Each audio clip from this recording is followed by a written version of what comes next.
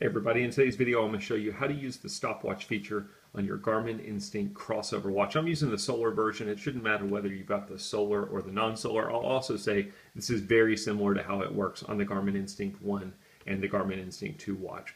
So there's a couple of different ways you can get to the stopwatch. The easiest way is from your main watch face. If you press and hold the bottom right button, it will take you to some various options related to watch features, alerts, your alarms, your stopwatch, your countdown timer. You can see in my case it dropped me into alerts. It will drop you into the last thing of those items that you used.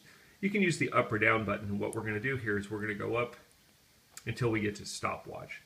When you look at my watch face, you can see that stopwatch is currently stopped. All that's showing me is that I do not have the stopwatch running in the background.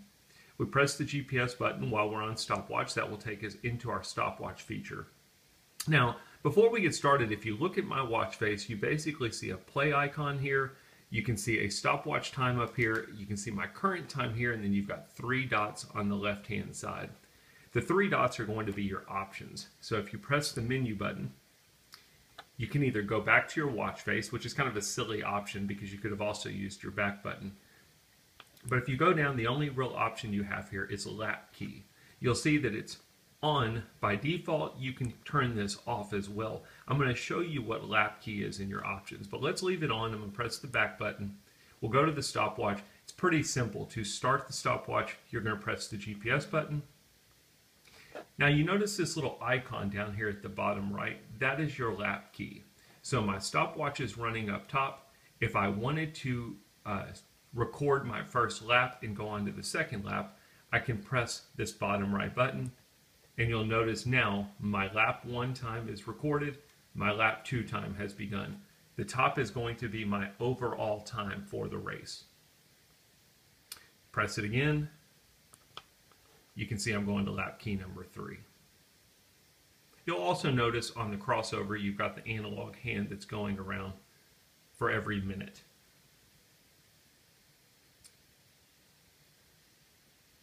The reason that go back to watch face option is there is if you've got lap key turned on, you really can't get back to your watch face because if you press the back button, it's going to record a lap. However, if I wanted to go back to my watch face, I can press the menu button, I can choose go to watch face. Now I'm back in my watch face, my stopwatch is still running in the background. Maybe you're out timing some athletes, you're a coach, something like that. You want to get back to your main watch face to see a notification or look at something. You can do that. Press the bottom right button and your stopwatch is still running in the background. I'm going to go ahead and press GPS, go back into the stopwatch. Again, you can record as many laps as you want to. I'm just going to go through. The Garmin manual doesn't say how many is the how many is the maximum that you can do, but you can see I'm up to 15 laps. It's still letting me record them. The top GPS button not only is your start, but it's also your pause and your resume, as well as your stop button. So you'll notice that my whole stopwatch has now stopped. I've got a little arrow down here at the bottom where I can basically press the down button and it will reset it. I could have also pressed the middle button and we could have reviewed it. Maybe I should have done that. Let's go back. I'm going to start.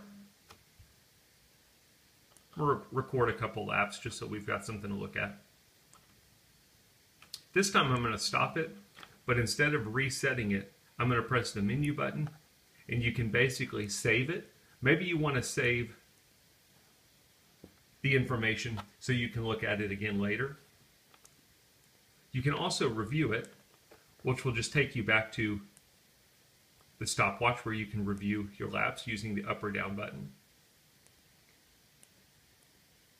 You can go back to the watch face, which is basically going to leave it in a pause status. It won't reset it. It won't be running in the background, but it's still there. And then again, you've got that lap key option to turn off the lap key. So what I'm going to do here is I'm going to go ahead and press done. Let's go in and let's change the lap key just so you can see what lap key is. If you press the menu button, you go to lap key and you turn it off. Now let's start our stopwatch. You'll notice now that it's running, there's not that little icon down here at the bottom right showing me that I can record a lap. If I press the back button now, because we have lap key off, it takes me back to the menu. Press it again, it takes me back to the watch face. So that lap key feature is kind of nice if you're wanting to record times for multiple laps. If you're somebody that's just wanting to use a basic stopwatch, turning it off will save you the frustration to get back to your watch face. Again, I can press and hold the top button. Oops, shouldn't have done that. Should have pressed and hold the bottom right button. My stopwatch is running in the background. Again, I can press GPS to go into it. Now I don't have an option for a lap. If I wanted to do a lap, I would have to press the menu button, turn on the lap key so I could record a lap.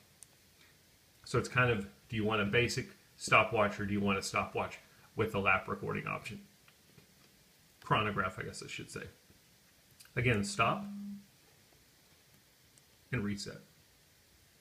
Once you're done with your stopwatch, you can simply press the back button, get back to your main watch face, and that's a quick look at how to use the stopwatch feature on your Garmin Instinct Crossover watch. Hope the video helps.